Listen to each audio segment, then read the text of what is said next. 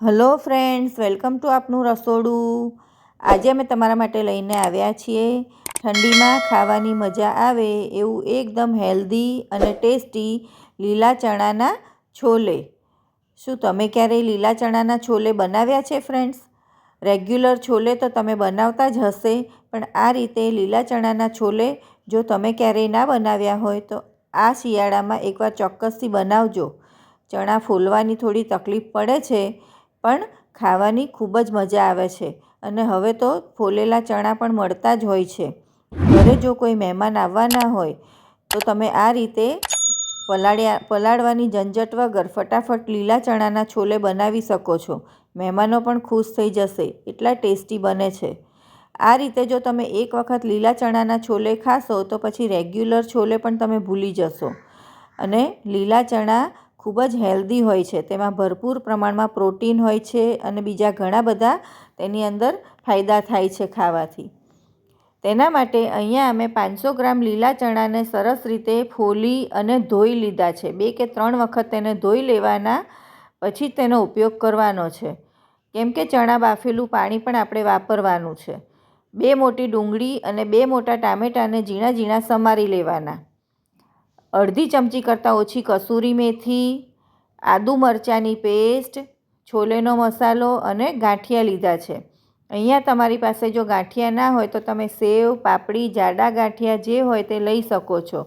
અને કંઈ ના હોય તો 2 ચમચી ચણાનો લોટ શેકીને પણ તમે લઈ શકો છો. રેગ્યુલર મસાલા લઈશું: મરચું, મીઠું, હળદર અને ધાણા જીરું. બીજી બાજુ આપણે પાણી ગરમ કરવા મૂકી દેવાનું છે. અહીંયા અમે લસણ નથી લીધું સૂકું, એટલે લીલું લસણ લીધું છે. મોટો બાઉલ ભરીને, અત્યારે લીલું લસણ સારા એવા પ્રમાણમાં મળતું હોય છે તો તેનો ટેસ્ટ આની અંદર સરસ આવે છે. પણ જો તમારી પાસે લીલું લસણ ના હોય તો તમે સૂકું લસણ પણ લઈ શકો છો. પાણી સરસ ઉકળી ગયું છે તો હવે આપણે તેની અંદર જે ચણા ધોઈને રાખ્યા હતા એ આની અંદર ઉમેરી દઈશું. ફક્ત 8 કે 10 જ મિનિટ માટે આ ચણાને આની અંદર આપણે ઉકળતા પાણીમાં આ રીતે બાફવાના છે. એટલે 8 કે 10 જ મિનિટમાં તે સરસ રીતે કૂક થઈ જશે. આ રીતે પ્રેસ કરીએ અને પ્રેસ થાય ત્યાં સુધી થવા દઈશું. હવે આપણે ગેસ બંધ કરી દઈશું અને ચણાને એક કાણાવાળા વાસણમાં કાઢી લઈશું. નીચે બીજું વાસણ મૂકી દેવાનું, એટલે પાણી તેનું ઉપયોગમાં આવે. આપણે શાકમાં આ જ પાણીનો ઉપયોગ કરવાનો છે, એટલે આ પાણી આપણે જવા નથી દેવાનું. તેની અંદર ઘણા બધા પોષક તત્વો રહેલા હોય છે. બીજી બાજુ તેલ ગરમ કરવા મૂકી દેવાનું. આ શાકની અંદર થોડું આગળ પડતું તેલ હોય તો શાકનો ટેસ્ટ સરસ આવે છે. પણ જો તમે ઓછું તેલ ખાતા હોય તો ઓછા તેલમાં પણ આ શાક બનાવી શકો છો. હવે તેની અંદર જીરું એડ કરીશું. જીરું તતડે એટલે ચપટી હિંગ, તમાલપત્ર અને આખા લાલ મરચાં એડ કરી દઈશું.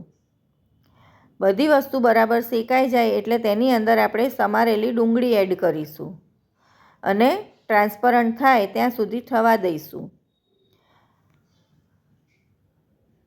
લીલા ચણાનું શાક કુકરમાં બનાવવાની રીત પણ મેં મૂકેલી છે મારી ચેનલ પર, અને લીલા ચણાની દાળ પણ મેં મૂકેલી છે, તો તેની લિંક પણ હું ડિસ્ક્રિપ્શન બોક્સમાં આપી દઈશ ફ્રેન્ડ્સ. એ પણ ખૂબ જ ટેસ્ટી લાગે છે.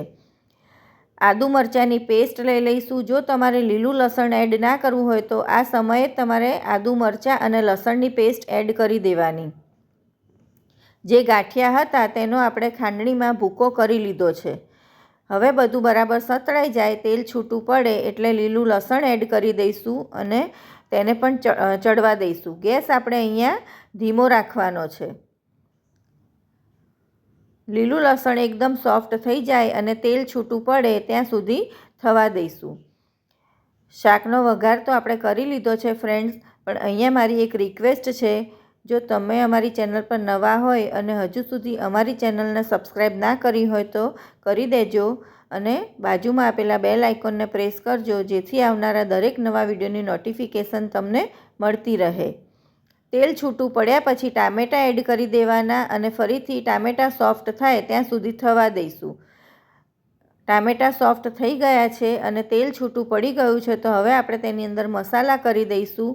અહીંયા અમે 3 લીલા મરચાં અને 1 ટુકડો આદું ને ક્રશ કરીને લીધા હતા અને લાલ મરચું પણ એડ કર્યું છે. તીખાશ તમે તમારા ટેસ્ટ પ્રમાણે વધારે કે ઓછી લઈ શકો છો.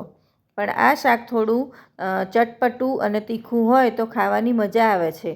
1 ચમચી જેટલો છોલે મસાલા એડ કરી દઈશું. જો તમારી પાસે છોલે મસાલા ના હોય તો તમે અહીંયા ગરમ મસાલો પણ એડ કરી શકો છો. અને સરસ રીતે તમે જોઈ શકો છો તેલ છૂટું પડી ગયું છે અને રસોડામાં તો સુગંધ આવવા લાગી છે. સુગંધથી જ ખાવાનું મન થઈ જાય એવું આ શાક તૈયાર થાય છે ફ્રેન્ડ્સ. હવે આની અંદર તેલ સરસ છૂટું પડી જાય પછી જે ગરમ પાણી આપણે રાખ્યું હતું ચણા બાફેલું એ આની અંદર એડ કરીશું. અહીંયા તમે 1.5 થી 2 ગ્લાસ જેટલું પાણી ઉમેરી શકો છો. અને તેની અંદર આપણે જે ગાંઠિયા ખાંડીને રાખ્યા છે એ એડ કરી દઈશું. જો તમે શેકેલો ચણાનો લોટ નાખવા માંગતા હોય તો જ્યારે ટામેટાં અને ડુંગળી શેકાઈ જાય પછી તમારે ચણાનો લોટ એડ કરી દેવાનો અને પછી પાણી નાખવાનું. એટલે ચણાનો લોટ સરસ મિક્સ થઈ જાય. અને ગાંઠિયા નાખવા હોય તો આ રીતે તમારે ઉપરથી એડ કરી દેવાના. પાણી ઉકળે એટલે બાફેલા ચણા એડ કરી દઈશું. અહીંયા ગ્રેવી તમે તમારી પસંદગી પ્રમાણે વધારે કે ઓછી રાખી શકો છો. જો તમારે થોડા વધારે રસાવાળા છોલે જોઈતા હોય તો પાણી થોડું વધારે એડ કરવાનું અને જો તમને કોરા છોલે ગમતા હોય તો પાણી થોડું ઓછું એડ કરવાનું. હવે આને 10 મિનિટ માટે ઢાંકી અને ધીમા ગેસે થવા દઈશું. એટલે તેલ સરસ રીતે છૂટું પડી જાય અને છોલેની અંદર બધા જ મસાલાનો ટેસ્ટ આવી જાય ત્યાં સુધી કૂક થવા દઈશું. તમે જોઈ શકો છો તેલ સરસ છૂટું પડી ગયું છે. તો હવે આપણે તેની અંદર કસૂરી મેથી એડ કરી દઈશું. જો તમને એકદમ સરસ જાડો રસો ગમતો હોય તો થોડા છોલે તમે ક્રશ કરીને પણ આની અંદર એડ કરી શકો છો. તો એકદમ સરસ જાડો રસો તૈયાર થશે. પણ આ તમે જોઈ શકો છો રસો તો જાડો થયો જ છે પણ છતાં પણ તમે આની અંદર 2 ચમચી જેટલા છોલે ક્રશ કરીને પણ નાખી શકો છો. સરસ મજાના આપણા લીલા ચણાના છોલે તૈયાર થઈ ગયા છે. તો હવે આપણે ગેસ બંધ કરી દઈશું અને તેની અંદર કોથમીર ભભરાવીશું. તો તૈયાર છે આપણા લીલા ચણાના છોલે. જોઈને જ ખાવાનું મન થઈ ગયું ને ફ્રેન્ડ્સ. આ ખૂબ જ ટેસ્ટી લાગે છે અને આ છોલે ઘણા હેલ્ધી હોય છે. લીલા ચણાની અંદર ઘણા બધા પ્રકારના વિટામિન્સ અને પ્રોટીન રહેલા હોય છે. તો આ શિયાળામાં એકવાર ચોક્કસથી ટ્રાય કરજો. અમે તેને પૂરી સાથે સર્વ કર્યા છે પણ તમે ભાખરી, રોટલી, પરાઠા કે બાજરીના રોટલા સાથે પણ ખાઈ શકો છો. આ તેની સાથે પણ ટેસ્ટી લાગે છે અને ભાત સાથે પણ તમે ખાઈ શકો છો. તો તમને અમારી આ લીલા ચણાના છોલેની રીત કેવી લાગી તે અમને કમેન્ટ કરીને જણાવજો ફ્રેન્ડ્સ. અને જો તમે ક્યારેય ના બનાવ્યા હોય તો એકવાર ચોક્કસથી ટ્રાય કરજો. પછી તમે રેગ્યુલર છોલે પણ ભૂલી જશો એટલા ટેસ્ટી લાગે છે. અને જો તમને અમારી રેસીપી પસંદ હોય તો અમારા વિડીયોને લાઈક અને શેર કરવાનું ના ભૂલતા. ફરી મળીશું બીજી આવી નવી હેલ્ધી અને ટેસ્ટી રેસીપી સાથે. બાય.